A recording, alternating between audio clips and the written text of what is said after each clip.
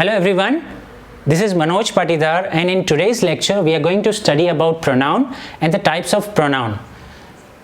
So let's get started. जैसे कि हम देख रहे हैं प्रोनाउन का हिंदी होता है सर्वनाम। हिंदी क्या होता है इसका? सर्वनाम। एज द नेम मेंशंस, जैसे कि नाम ही बता रहा है, सर्वनाम यानी कि नाम के स्थान पर प्रयोग में आने वाले शब्दों को हम क्या कहते हैं? सर्वनाम यानी कि प्रोनाउन। वंस मोर, नाम के स्थान पर प्रयोग किए जाने वाले शब्दों को सर्वनाम कहते हैं। इसे एक एग्जाम्पल से समझते हैं एक्चुअल में ये प्रोनाउन होते क्या है। जैसे मुझे गांधी जी के बारे में निबंध लिखना है तो मैं क्या ऐसे बोलता हूँ, गांधी जी का जन्म पोरबंदर में हुआ था, गांधी जी की माता का नाम पुतलीबाई था, गांधी जी की पत्नी का नाम कस्तूरबा था, गांधी जी अच्छे इंसान थे। अगर मैं बार बार गांधी जी गांधी जी गांधी जी ऐसे नाउन का यानी कि नाम का बार बार रिपीटेशन करूंगा तो हमारी जो भाषा है वो थोड़ी सी भद्दी हो जाएगी। तो ये रिपीटेशन ऑफ वर्ड्स जो है इसको हटाने के लिए हम कुछ इस तरीके से बोल सकते हैं। क्या बोलते हैं? गांधी जी का जन्म पोरबंदर में हुआ था, उनकी माता का नाम पुतलीबाई था, उनकी पत्नी का नाम कस्तूरबा था, वे अच्छे इंसान थे। तो यहाँ पर उनका, उनकी, उनके, वे ऐसे शब्दों का इस्तेमाल हमने किसकी जगह पर किया? गांधी जी की जगह पर किया। और गांधी जी क्या है? नाम है। ठीक है, तो नाम के स्थान पर प्रयोग किए जाने वाले शब्दों को हम क्या बोलते हैं? सर्वनाम कहते हैं। वंस मोर, नाम के स्थान पर प्रयोग किए जाने वाले शब्दों को हम क्या कहते हैं? सर्वनाम कहते हैं। इसकी इंग्लिश डेफिनेशन अगर हमें करना हो तो कुछ इस तरीके से हो सकती है। The word which is used in place of noun is called pronoun.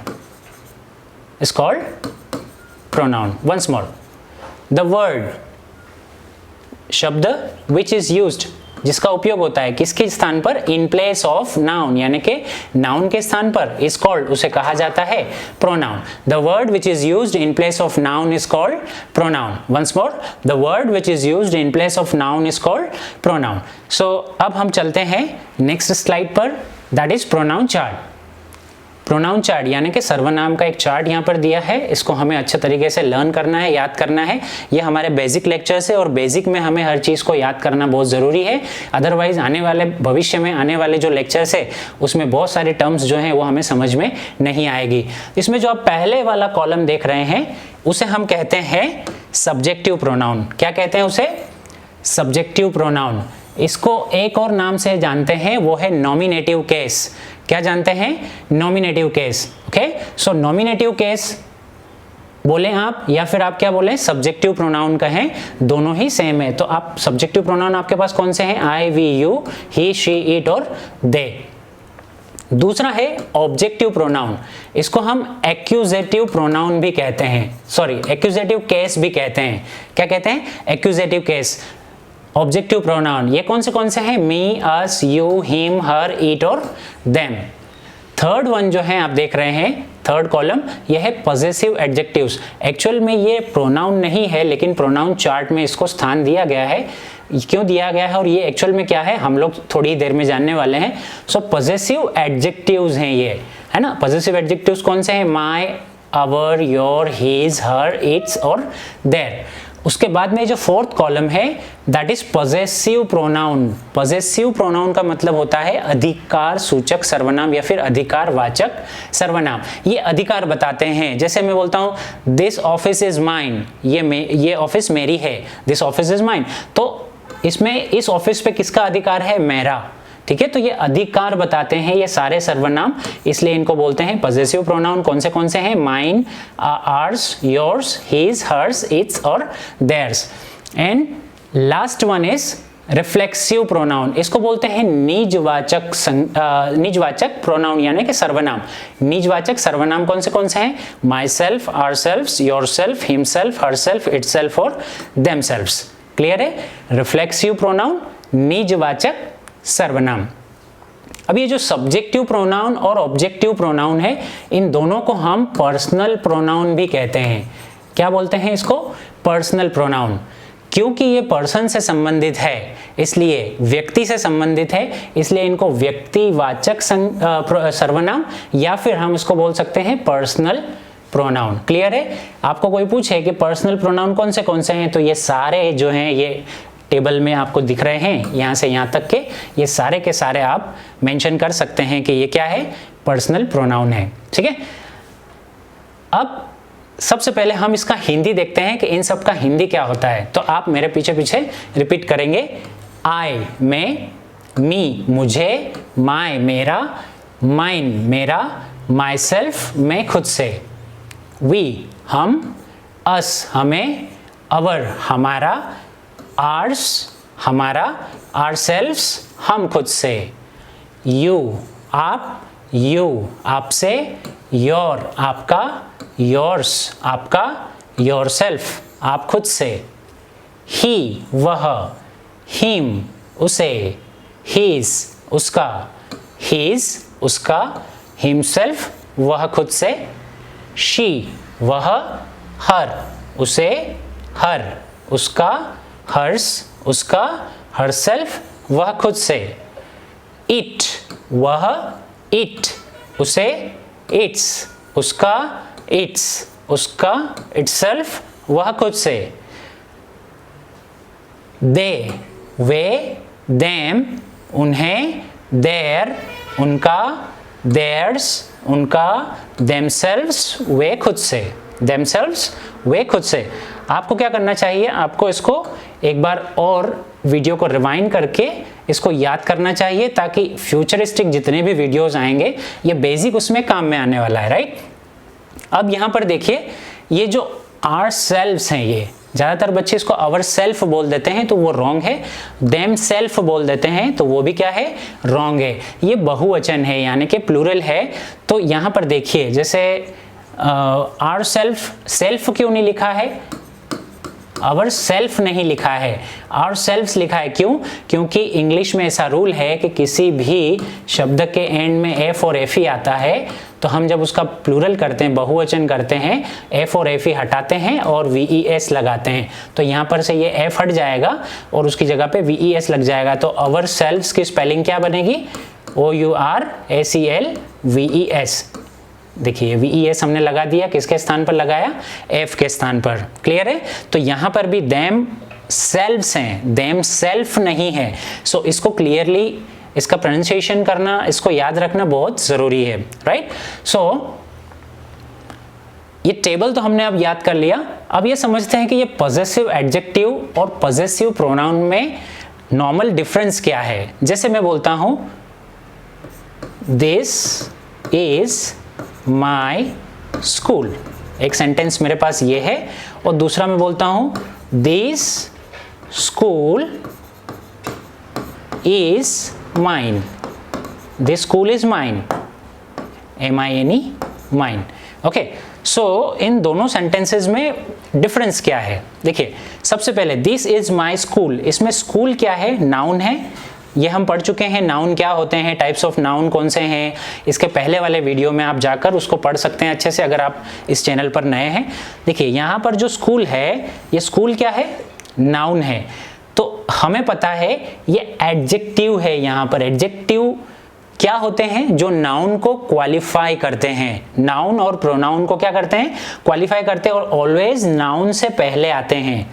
हम याद रखेंगे, एडजेक्टिव का एक जो लेक्चर है हम लोग आने वाले समय में करने वाले हैं, डिटेल में उसको समझने वाले हैं। लेकिन अभी तक के लिए आप याद रखें कि एडजेक्टिव्स एक्चुअल में क्या होते हैं, the words which qualifies noun और प्रोनाउन इज कॉल्ड एडजेक्टिव। ठीक है, तो यहाँ पर ये जो नाउन है उसके पहले ये माई आया है, तो ये एक्चुअल में क्या कर रहा है, इसको क्वालिफाई कर रहा है, स्कूल को यानी कि नाउन को क्वालिफाई कर रहा है, इसलिए ये क्या है, एडजेक्टिव है, ये प्रोनाउन नहीं है। ज्यादातर बच्चे, सॉरी, ये प्रोनाउन नहीं है। ज़्यादातर स्टूडेंट्स इसमें क्या मिस्टेक करते हैं कि माय देखा और उसको क्या बोल देते हैं, पॉजेसिव प्रोनाउन बोल देते हैं। बट ये पॉजेसिव प्रोनाउन नहीं है, ये पॉजेसिव एडजेक्टिव्स हैं।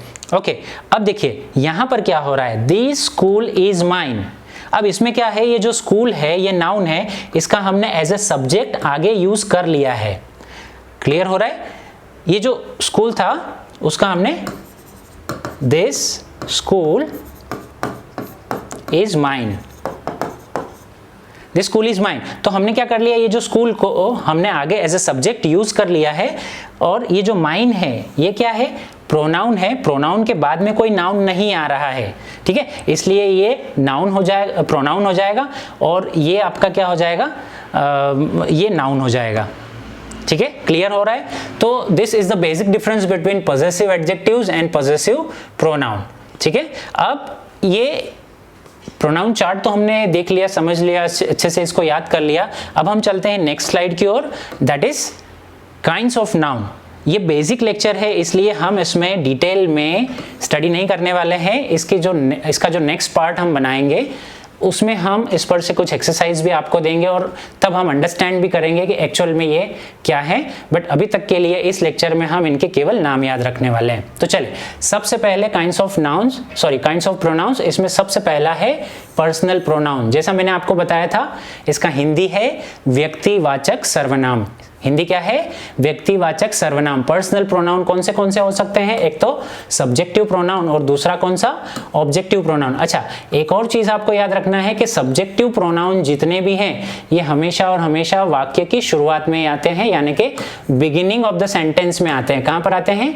बिगिनिंग ऑफ द सेंटेंस में आते हैं। और ऑब्जेक्टिव प्रोनाउन जो हैं ये सेंटेंसेस के एंड में आते हैं।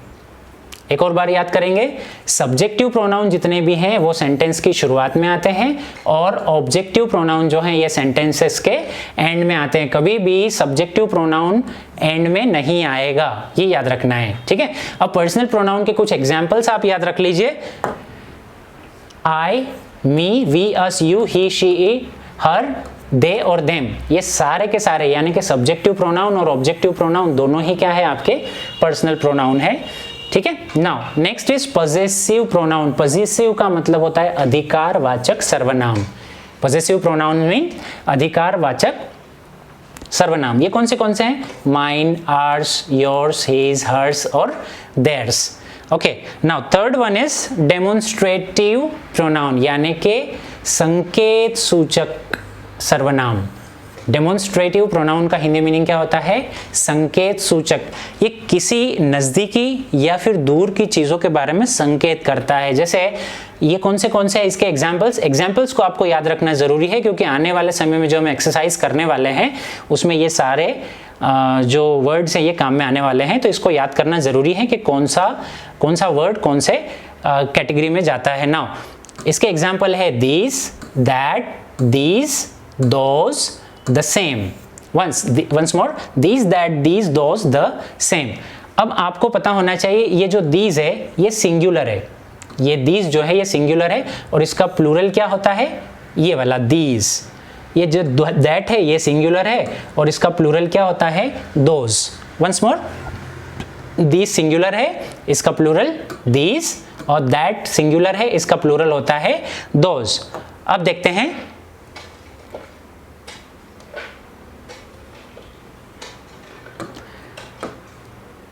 आपको पता है जो these है, जैसे एक एग्जाम्पल से हम समझते हैं this is a book, this is a book.